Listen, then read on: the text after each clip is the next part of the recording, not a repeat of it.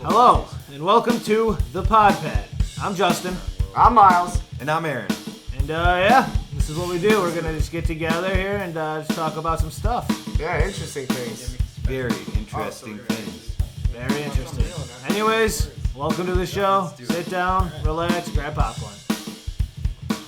Alright, so first podcast, we're going to talk about COVID, pandemic, isolationism, and the effects on people that this kind of forced structure of life, you know, everybody was imposed, not just America, not anywhere. It was like across the globe.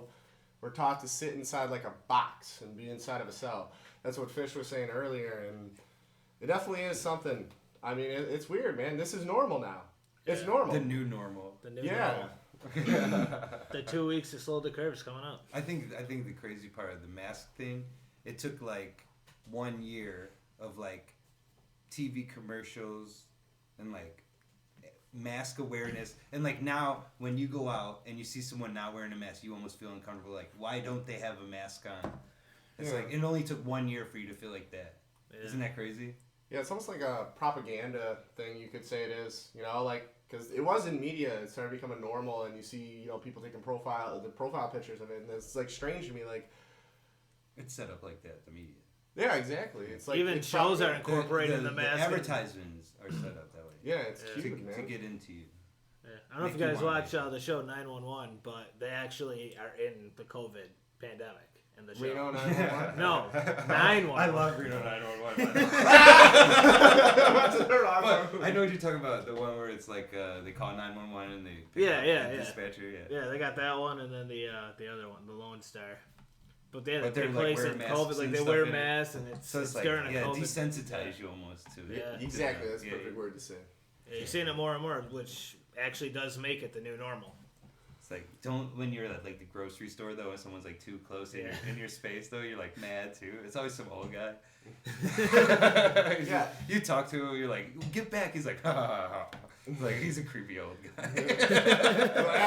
Too close to me in the grocery store. COVID doesn't exist. Yeah, why do people think it's not real? There's like 500,000 people. And others think 5G is causing it. 500,000 actors, bro, all paid. I don't believe that at all. I think it's real. I know too many people. I know, like personally, too many people that died for it not to be real. And then the people that get it, they're like, I can't taste anything, and I lost my sense of smell. Oh man, I better not get that. I can't taste as it is, dude. I'd lose it all together.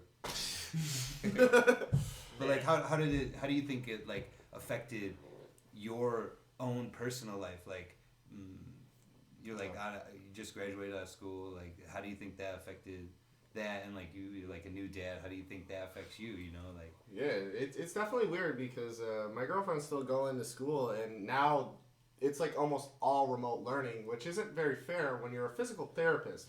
What you should do is touch and move body parts. That's your job. Like, how do you do that through a Zoom call? You don't. And I've seen it personally. How do you learn like that? It's something you gotta be hands-on, and it's affecting education too, and it's training people in strange ways because, you know, like, I would rather have a physical therapist that, you know, touched people and did the real shit rather than over, you know, a Zoom call. That's not fair. And also, it's not fair. There can't be like a fake body part for them to like use either, right? You can't practice you see this part on the knee. They all really feel like, okay, here's the new part of your education. You get a mannequin. But you know, physical therapy, this motherfucker. Right? Like that's bullshit. Yeah. The fucked up part though is, and then it's like they steal your money. They steal your money in school.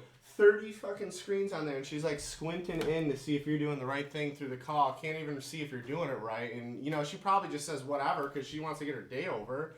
Can't blame her. Now what's worse than that though is the kids, man. Like, seeing that from home, that homeschooling. You got an 8-year-old and a 5-year-old who are in the comfort of their home. I wasn't good at school as it is, but if I was in the comfort of my own home and I had all these distractions, literally, dude, he'll be in the middle of class and he'll just walk out and start playing with the cat.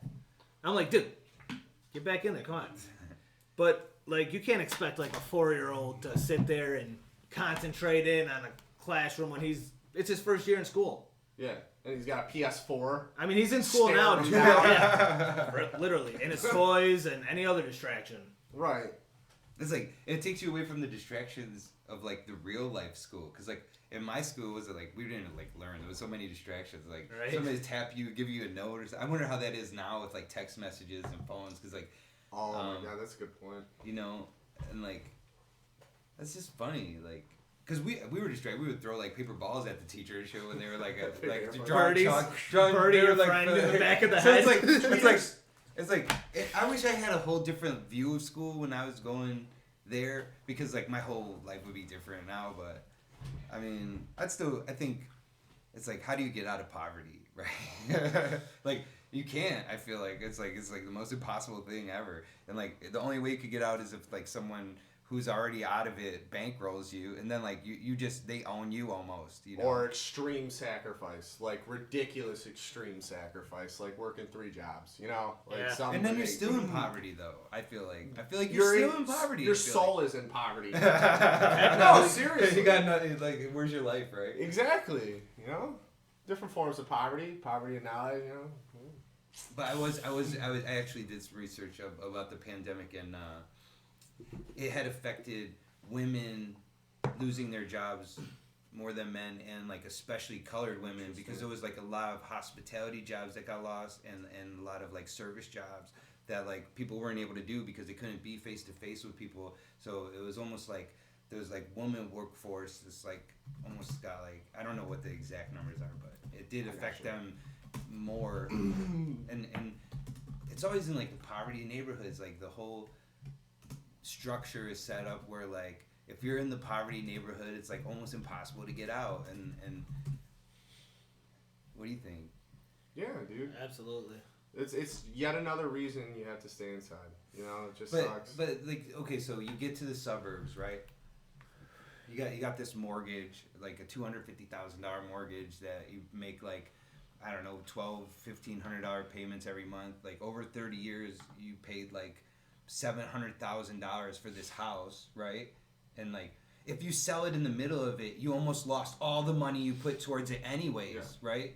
And like, they get you in this 30-year thing where it's like you can't talk back to your boss because if you lose your job, it's like a chain reaction. You can't pay your house bill, then your family don't have nowhere to go, and like, but then but the other thing is, it's like such a guise because you got this lien on your house, you don't own it yet, you know, you're in this mortgage, so you're in this place where you're like, this is my castle, but like you don't really own it, and like, so it's almost like a mask for it too, almost, where like you think, and you're trying to compete with your neighbors. I have a statistic for you. You previously mentioned a lot of women lost jobs because of COVID. This statistic comes from September of the previous year, since March, the starting of the pandemic. According to AmericanProgress.org, I checked their references there. They got about 34 of them at the bottom, so I'm going to find them pretty credible. I've read their articles. So they're saying that they're roughly 4 times more jobs were lost for women versus men during the pandemic, and putting the statistic at a rough estimate of 865,000 women lost their job due to the pandemic versus men, who 216,000. I mean, what Fish is saying, that is pretty crazy, and then with this statistic backed up here, that's pretty insane. You know, I didn't even know until he brought this up right now that women were being hit by this pandemic unfairly, and like you said, and then it was almost like in the preschool, it's like if they want to send the kids to somewhere else so they could work, it's almost not worth it because I don't know how much daycare is, but it would be like her whole paycheck for that week almost. Much. Especially like even with the minimum wage, but everything just costs more now. Like everything, gas, milk, eggs, like the inflation was kind of unfair. Oh yeah, definitely. I mean, I get the whole $15 minimum wage thing, but if you're going to up the price for that and everything else is rising, what about the people that got themselves into a good job where they were making $25? And that's a good job workers. When minimum wage is $7.25. But now when it's $15 and you're still making $25, and prices of everything are raising because of that. And the people that were at the companies for 10 years that started making $25 an hour, they got laid off from the pandemic too, right? And then when they got their job offered back, they had to start over as a new employee at this $15 an hour. And if they didn't work, someone else wanted their job because they didn't have work. So it's like they had to take like almost a $10 pay cut an hour or not work, right? Yeah. Because someone else is going to take their job. It's just like the grapes of wrath. We're all like running to these jobs that don't pay shit, and we're fighting over them. And like, not only we're fighting over them, like, if you got a job for $10 an hour, right? And I don't have a job, and I'm hungry, I'm starving, I can't eat.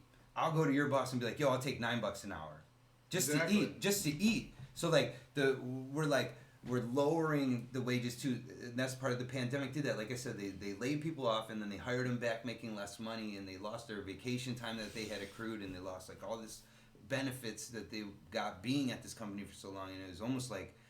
And then the PPP loans were to keep them on the payroll. Yeah. It's like the whole thing was like a setup to like make you make less money, right? Right. Yeah, it was like... And kill a bunch of people. But, I mean, if we would have handled it differently, we would have definitely lost a lot more lives. Or lost less lives, I meant.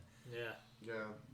The way that it was handled was terrible. There was no, like, unity and, like, we should all wear masks. It was like, yeah, don't wear a mask or wear a mask. It's not safe. Who knows? Yeah, it was like a bunch of monkeys throwing shit at the wall. Like, does this stick? Does this stick? It's like Reaganomics, but trickle down. It doesn't work. It never made it to the hood. It never made it to us. Reagan, it didn't make it. It never came. We're still poor. Yeah. Our shingles are still flying off the house. But yeah, I feel like. So man, one thing I want to like just a quick caveat real quick with talking about how the pandemic's changing people's lives, and then I want to bring up a point about a previous presidential candidate, Andrew Yang. He introduced, well, he didn't think it up, but he reintroduced and popularized the idea of a universal income. Basically something like a compensatory pay that adjusts for when people lose jobs. And everybody will receive it so long as you're a taxpayer and etc. Stuff like that. Everybody called him crazy. They labeled him a socialist. They went crazy, communist, this, that. And then we saw this very idea enacted in the pandemic. And the stimulus checks? Yeah, it's the same exact thing that Andrew Yang said. Everybody gets it. Yep. Yeah. As long as you are a taxpayer. If you didn't pay taxes, you don't get it. Yeah. Exactly. It's the same thing. Like, you can go, I'll show you, Andrew Yang was proposing it before, but the thing I want to touch on is the perception. We've gotten stimulus checks before. It's not like a new thing. Yeah, they just have never been this big.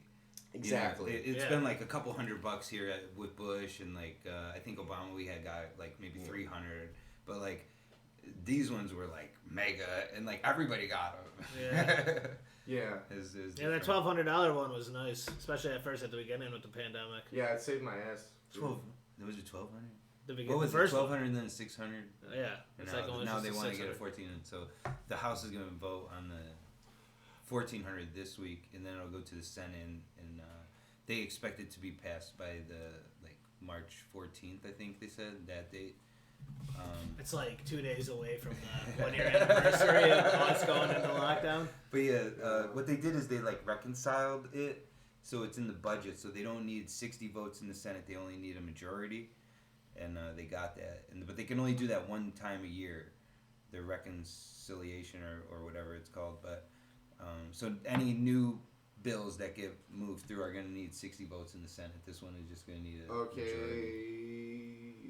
They said they will decide when if it'll be signed in, or when the checks will be. The March 14th, they will like tell the date of when we will receive it. That's what this article is saying. I'll read and continue.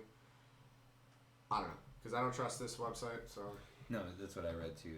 It just takes time. The government, we're gonna get it. They're coming. Rest assured. That's why the stock market has rebounded. But I think in the second last year of Trump's presidency, we started going into a recession, and then the pandemic hit, and it just totally made it into a depression. But we're still trying to climb out. The point I was getting at is of how people introduce ideas, and previously they're seen as crazy or labeled with these terms like socialists or whatever, and then they're silenced because that word is so powerful. It's like a club, like or a gun, like they're shadow banned or whatever you want to call it, cancel culture, all that stuff. And how that's become bigger during this pandemic is something I want to touch on, how people are becoming more disconnected because of social media and stuff and I wanted to bring that towards isolation, and I wanted to see your guys' thoughts on that because that was actually a talking point I wanted to get to. Well, I would say something. I feel like there's an energy that you get when you're in a room with people, like your friends or family, and like when you're in the room and you're interacting with the people in real life, and you leave and you go home, that energy is still with you, right? But when you're in that Zoom call or the FaceTime, whatever, it's like it's right there, right now, and then as soon as it's off, it's over. There's no carry on. It doesn't lead back into anything, and it's so there is like an energy that you give being like around people. Communal energy, almost you could say it is like the sense of community and community is like interpersonal almost. Like, that might be a better way to say it. It's like a screen. I think the Terminator is like the movie, right? Like they're here. We do hop in pipelines and get places faster. We get in our car and we drive away really fast. So that's like the tube line. But now we got the phone where like we don't even have to go nowhere. We could just sit here and be somewhere else. But you don't get the actual feeling. Like when you go to the beach, you could smell the salt water and the sand. You could smell it. But like when you see it in the picture, it's not the experience. Just You're like not immersed. Just like in real life, like when you do that FaceTime, and also like I said, when you hang out with people, you don't feel empty afterwards. When you go home, you still feel that energy. Now, when you hang up from that FaceTime call, you feel empty. You feel like you want more. You feel like there wasn't enough. Something was missing. It was that person-to-person thing. Yeah. You know what I mean? It's like seeing an animal at the zoo versus standing next to it. Like you're seeing it through the glass. You're not really like it's not true. It's a fake scenario. It's it's not genuine. I get what you're saying. Yeah, like in real, like say we're in the jungle and a tiger came out. There's fear. You're terrified. Yeah. Exactly. We're like it is that's more popcorn at it. Yeah, I guess that. Yeah, almost, but. I was trying to draw an analogy. That's right. No, I like it. No, you would be terrified. I think. But. Yeah, it'd be totally different. Exactly. What is that? The structured setting of the landscape? I don't know. There is that disconnect. But still, like when you go to the zoo, it's still really in front of you. Like you can still are experiencing it. You can smell the lion shit because like it's in there. You know what I mean? You're still in that. It's still better than looking at a picture of it. It's pretty like what Fish is saying. Being at a zoo, I know what you looking mean, at a picture of it because like, you're there, you smell it, you feel it. I know what you mean. Just like I love seeing waterfalls. I love hiking, and like, dude, pictures do not impress me. What impresses me is being there. Like, think about like a live concert, right? Yeah, like that's what I was gonna say. Energy. Yeah, it's like, exactly. and you can't get that. You could watch the concert on TV. It's not the same with surround sound, but the energy of the people is not there. Yeah. And with this technology and the phones and the Facebook and like. We're getting into these like that's the Terminators. They're not real. Like when you die, you don't really die. You're on Facebook somewhere or like it is strange. It's like you're still there. And I think it almost desensitized death like the pandemic did too, because it's like we could lose 500,000 people and no one's like, oh, this. And some people are still like, this isn't real. Like how can you lose 500,000 people in a year, right? Like 250,000 of them in the past 2 months, almost 3 months maybe. And you'll be like, it's not real. Like, it's totally real. Like, how can you not believe? I don't know. It's real, but I feel like it's less you're in the than house, what we all expect. It's on a screen. You don't see it. Yeah. But when it happens to your family, when it's your mom, when it's your dad, when it's your uncle, when it's your aunt, then you're on TV like, please, just put a mask on. It's real. And that's why the lockdown's happened. Yeah, I think we all got isolated. I think everybody it goes back to what you're saying, with that. The disconnect. Yeah, because you're not going out and seeing the real world, so you start believing these fake things because you're not interacting. And that's all there is fake. Yeah. And it makes you more susceptible. It's a screen. Yeah. And some people just want answers, man. And they'll believe anything to make themselves feel better. And that's the sad truth. Yeah. That's the sad truth. A lot of people do it. We're all guilty of it. where there's disconnect though, there is connection with groups of interest through social media. And I feel like that's why there's all this crazy, like the cancel culture shit. If it wasn't through social, like it got crazier as the pandemic happened. That's why you guys gotta explain cancel culture to me. Oh, okay. Like I don't know what you mean. Like, literally, for real. I'm people could get deplatformed today, like that, just for saying something. Deplatformed? Okay, like you're not allowed to have a Facebook, Twitter, you name it, social media. What account. They just take you off? Yes. Like I seen an article recently on Facebook just saying that said something, or that they want to like ban fucking what you thought. That's Grease, what you the mean. movie Grease, because it's sexist. Exactly. So they're trying to like completely get rid of the movie Grease because it was seen as sexist and misogynist. Oh, the Me Too shit. Yeah, well, yeah, it was a part of that, but yeah, it got crazy. Let's be honest. There were sexual predator dudes that did do that to women, right? Absolutely. But it's not everybody don't do that shit. Like sometimes you maybe do like someone at work, and like I don't know. But and like, another thing, or that's that dude's game. Like Me Too, of course, that's his only game. Like he played that same game on me. That's his game. Like Me Too, of course. Maybe I'm getting too far into this.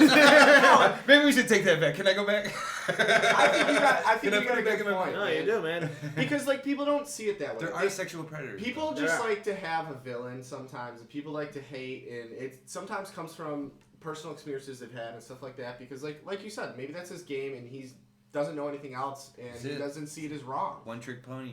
Yeah, exactly. But it works though. But it worked, and Me Too. Yeah, it worked. The move works. And another thing, the final point I want to end on with that is. No disrespect. You shouldn't change the movie at all. You shouldn't change it because that's the product. That's the art of it. That's the art. It took place in that time period. That time period is much different than what we live in right now. You know what I mean? You can't censor life though. You No, gotta you show the ugly. You have to see it. You have to. I don't know. If it makes you mad, just don't pay attention to it. Exactly. Like, as simple as that. It hurts your eyes. But there's like they took down statues that were like. Yeah. Well, I get that shit, like Christopher Columbus and shit, like just like racist people. Basically. Yeah. No. Anybody that's ever done anything wrong, they're just. No. Isn't it history though? Like, aren't we supposed to remember history? So we that's what I mean. So is this part of the cancel culture? Like, are they just taking this part of the history away? And like they're trying to cancel. I'm sure there's people that are happy that it's gone though. There are.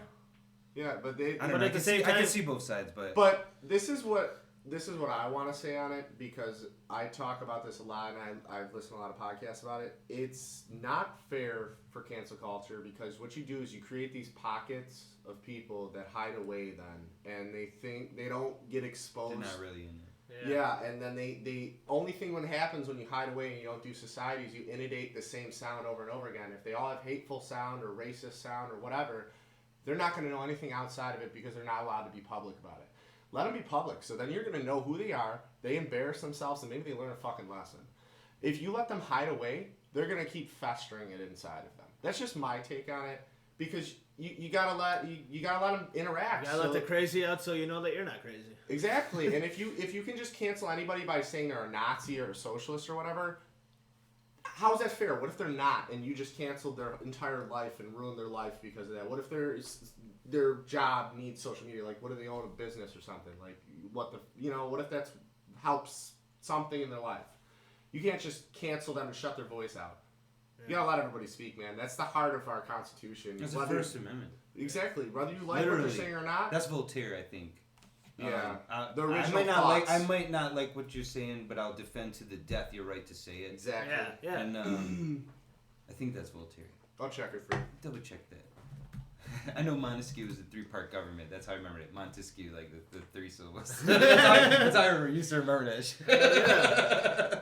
But yeah, I think Voltaire, he was a freedom thinker. That was like but actually what I wanted to say was, you were talking about like socialism and communism and like those charged statements, the rhetoric, you know what I mean?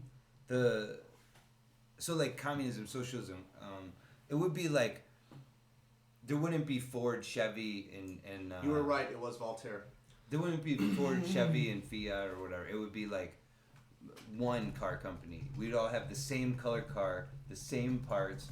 We'd all wear the same clothes. Because in communism and socialism, the means of production is for everyone.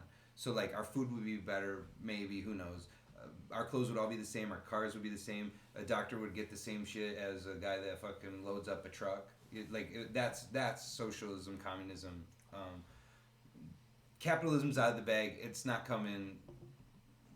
Free market. That's what it is. You know. Yeah, there's winners and losers. Yeah, that's hard. That's the heart of it. That's what free market Once you is. open up that can of worms, it's like the burning of the vanities.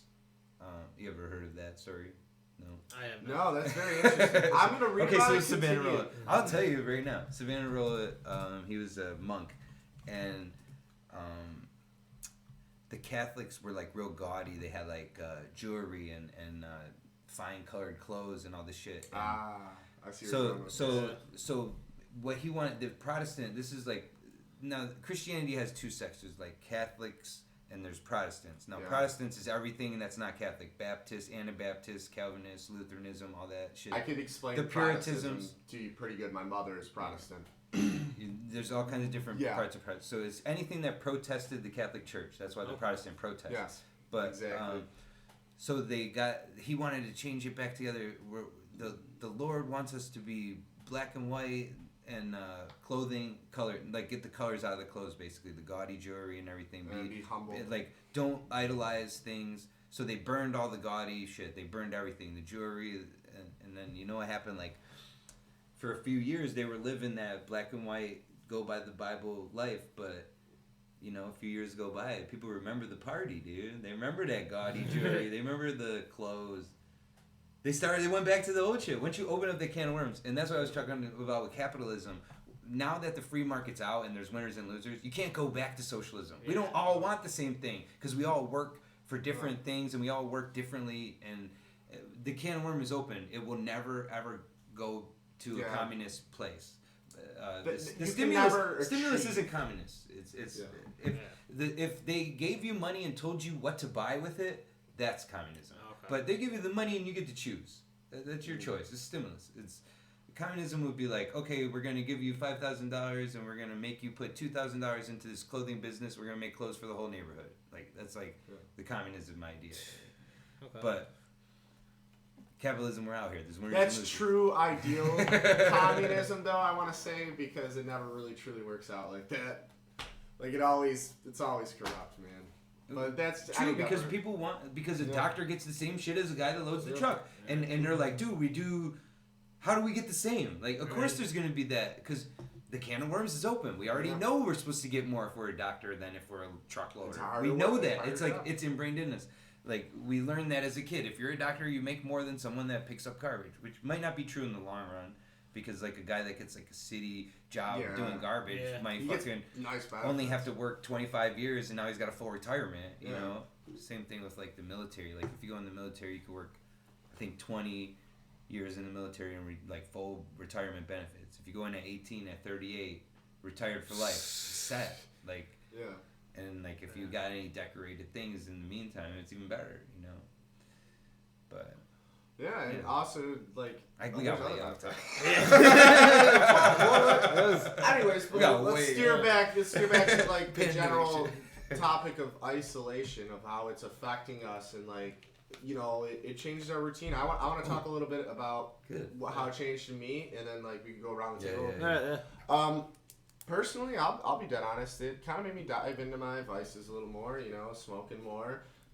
Definitely not eating as good, like just crap food because I'm lazy. You can't go, like, also, I'm going to say this, I want to bring back that social component you're talking about. Eating, I believe, is a very social activity, and you need to have the sense of community with it. And it's very strange to me not being able to eat with my family, like extended family, or have dinners, or go out to eat at just a restaurant in general with who I'm dating. It's strange because that's such a normal activity. It's hard to date right now. It's hard to date. Yeah, it's very hard. I went through a train wreck relationship. I'm not going to talk shit, but you guys already know. And I think... Maybe I didn't know. I'll give you a hint. That's all right. We'll talk about it. But that could have been prevented if I didn't meet her solely through artificial means. I could have got a feel for her, and, you know, I could have avoided that.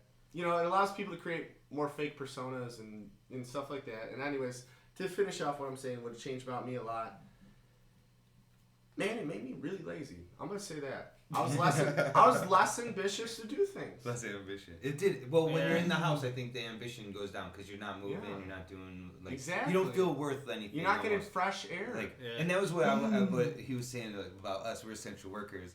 So like, nothing changed. Like I had to work every single day, and like there was no break. There was nothing different except like everything else around me. Like, my whole life stayed exactly the same, except I couldn't go to this store. I couldn't do this. I couldn't grab some food. I couldn't go hang out with anybody. Like, but I still had to go to work and do all the regular things. And like, it was just that. I think that was a hard part for us with essentially working.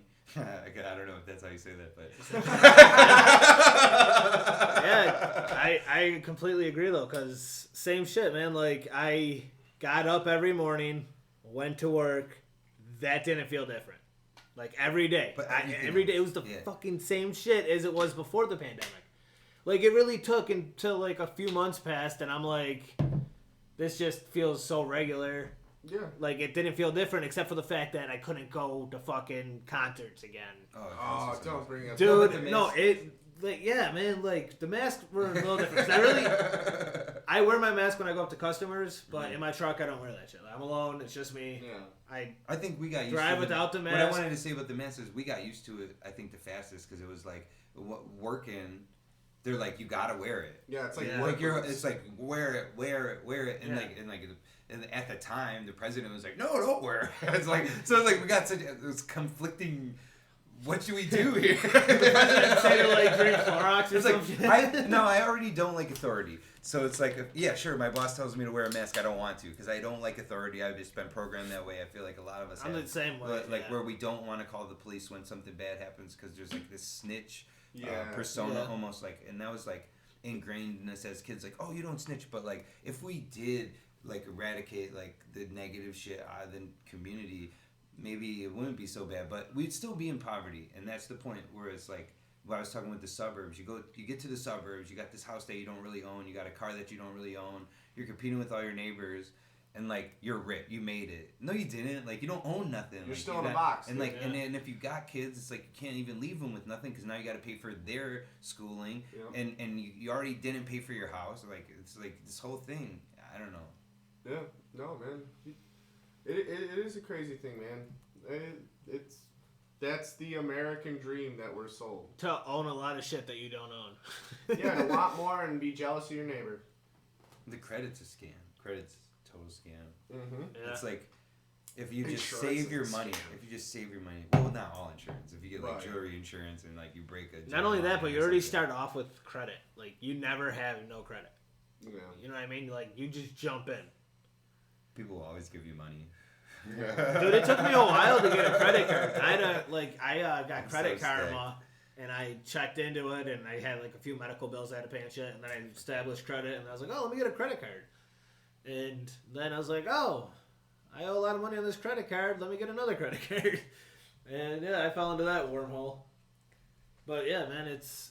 I'm in like past that where like you were paying off the credit cards with personal loans, then you got too many personal loans. I keep getting offered a personal then it's like loan. now you got like these personal loans and you got a maxed out credit card, and like you're never gonna. It's like, when am I gonna get out of this? But like I'm lucky though, because like I'll still get out of that before someone would like pay their mortgage off. Which is like, right? But like I'll never get into it again. Once this shit is paid off, it's like just keep the money. Like don't buy something if you don't got the money. It's my one lesson. Like.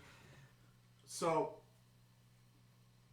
personally though, has there any effects, like generally of the topic, like you guys want to touch upon before we move on to anything else, like about the isolationism, about like affecting your mood or anything like that? Because I know for me, I definitely think that it kind of made me feel more sad. I really felt lonely, and I was kind of pissed for a while because there's so much stuff that I like to do, and it just I like talking to people. I like shaking people's hands. You can't even shake hands now. Yeah, that's what I'm saying. I like feel throw an elbow or something. I feel rude because like I was taught. My father always taught me: you shake a man's hand, look him in the eye, shake his hand. Oh, and the other thing is like we were always told, don't wear your mask in the store, like you're a robber. Like, and, like so now like there's this whole other thing where it's like, now, like, are we the robber? Like, I feel in the store, I got the mask on. Like, am I about to rob the store? Yeah. Like, because I walk in and like, are they looking at me? Am I like? It was a weird feeling for a while. Following me around. Yo, one thing. Perfect time to rob stores. I'm not saying do it, but I know there's a dude out there. His name's like Jay. See if there's something you could check if since the pandemic hit, the crime went down. And I feel like crime went up because of the riots. Now, here's the other thing that I want to add. Like, maybe crime went up, but did arrests go down? Like, but with the stimulus money, I don't know if things have went up. And they stopped, like, you getting cut off if you don't pay electric, and you don't get cut off if you don't pay gas. So they're doing payment plans. I know the arrests are down. Were we just saying that? Like, the arrests are definitely down, but is crime down? Yeah, the arrests all got turned into fines. Yeah, like everything is just an appearance. So crime might have went up, which is why they're just like, all right, we ain't got enough room. Jail is down. That's good. we ain't got enough room. We ain't got enough room to pay this. Make them pay the taxes instead of making us pay for them to be in jail. I like it. I like that. I like it. You do something wrong, you pay for it. Make them put them in debt. Yeah. Instead of sending people to jail, put them in debt. Oh, you were selling drugs. You were selling illicit drugs. Oh, you got a mandatory minimum. Okay, $100,000 in debt. Yep. Now get back out there and earn $100,000. You got 10 years to pay it off. Just like when you see in the little movie clips where they're like, "Oh, we don't got money to pay for this bill," and they're in the back washing the dishes. This is a really dense article, but it's a good article of. It comes from unodc.org. I don't think I'm saying that right. Well, orgs are good. Yeah. So. And I trust it. It has the format of a scientific article, so I like that. It has introduction. So, but I'm gonna get to talking because there's a lot I have to say because I just read a lot. So, data was collected from 21 different countries here. I'm not gonna list them all. United States included, and it showed that an overall trend of homicide is down. But I mean, this next one I'm gonna say everybody's gonna be so like, homicide's down. Yeah, that's good. Property crime. Way up, but I know it's just weird because isn't everybody at home? Can you find out the percentage of the amount of vehicles stolen? I know no, I heard something. That's a very specific. Lately people have been taking cars, man. They've been stealing cars lately. I'm gonna keep reading this article, but I mean, ultimately, I mean, looking at these charts, they're looking. I mean, all it is just general on this article right here about they're just saying overall homicide went down in most countries. Oh, this is like worldwide. Yeah, worldwide. 21 countries though. You know what? Let me throw this out there. A lot of people when they talk about America, they'll say the world. And no, I want to say this for real because people will be like, "This is the world." It's like, no, this is America, right? Like they'll be like, "This is North a world America." Problem. They'll be like, "This is a world problem." No, this is an American problem. Yeah. And like I just wanted to throw that out there where like other things are happening in the world that are horrible that is not. You couldn't even imagine it then. Put a better perception if everybody wants to know. They separated continents because there's other separate data. And they're averaging in. Everyone showed a decline except for Europe where they had a slight incline, then a decline. So maybe that's just coincidence. That's of property crime? No, this is of violent crime. Oh, violent. That's what they said. They didn't specify. So people aren't trying to hurt each other as much. Yeah, if that's declining. That's good. Yeah, I like that. But property crime. Spread love, not war. I don't think we even need to spend that much time on it. I mean, everybody knows that the whole renting issues and Go on. Yeah. The whole thing with the property is there's a lot of people without jobs right now. So of course the property crime's gonna go up because people are like you said they don't have food or they need something. So these charts are showing robbery, burglary since the beginning of the pandemic on straight up. Yeah, you see the line just go straight slant. That's linear. All right. What's the definition of a Wildcat Bank?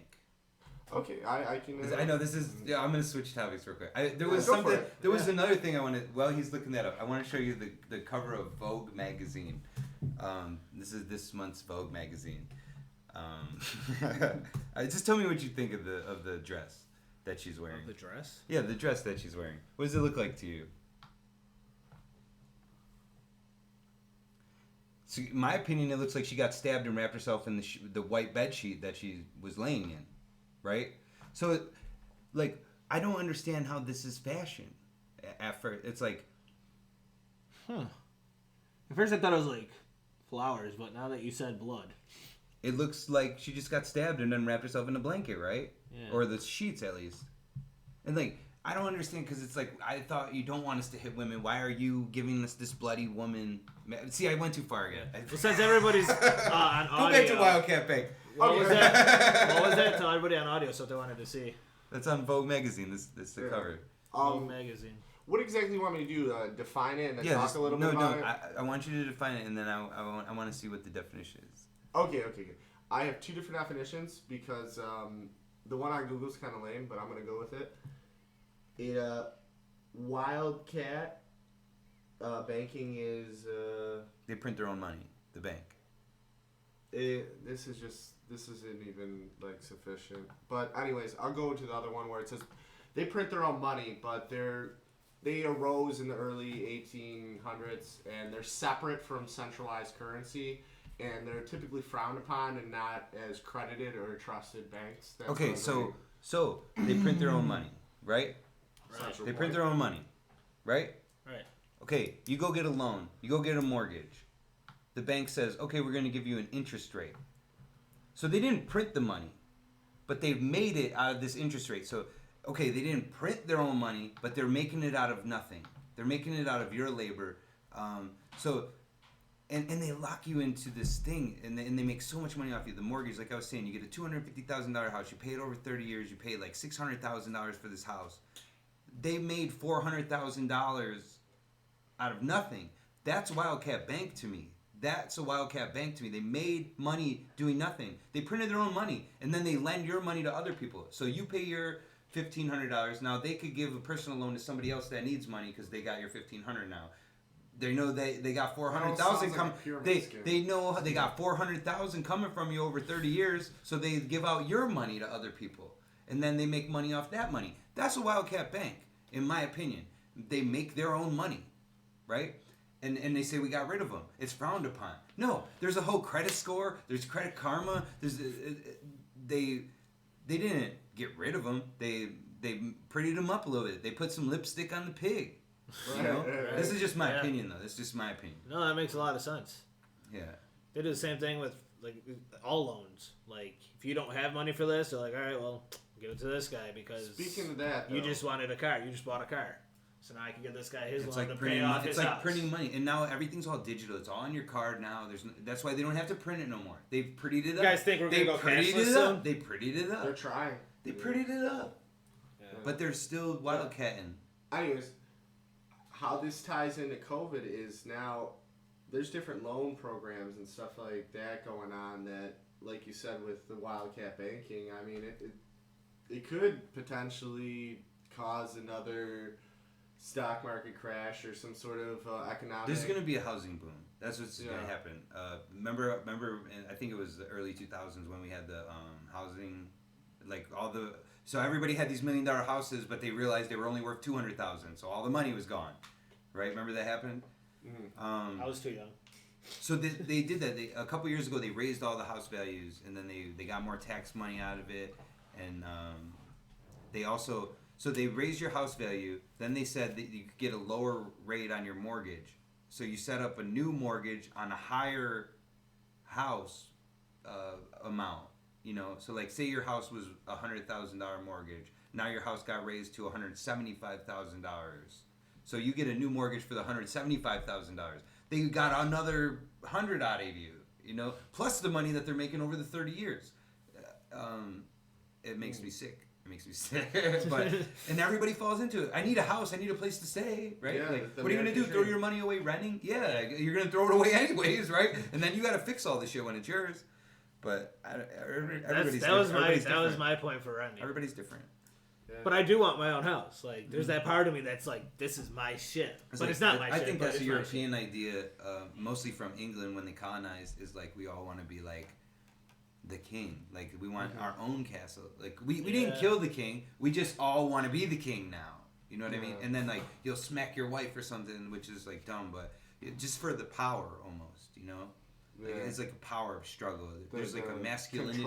There's a masculinity in the culture, and that's the what you're talking about with the feminism. They want to change Greece, where like men are supposed to fit into this mold, women are supposed to fit into this mold, but that's how it's always been, I guess. I don't know, but in Native American culture, the women, I think, rule. They make depends on the tribe. But I think that's all the time we have, guys. I think we're hitting that limit. Yeah, this is a good first episode. Thank you for everybody who's listening in. This is the first episode of the Podpad. Until next time, bye everybody. Stay safe. And while you're here today, make sure to check out our buddy Tom on Twitch at twitch.tv/ViciousWolf61. VISCIOUS Wolf61. Join the Wolfpack today.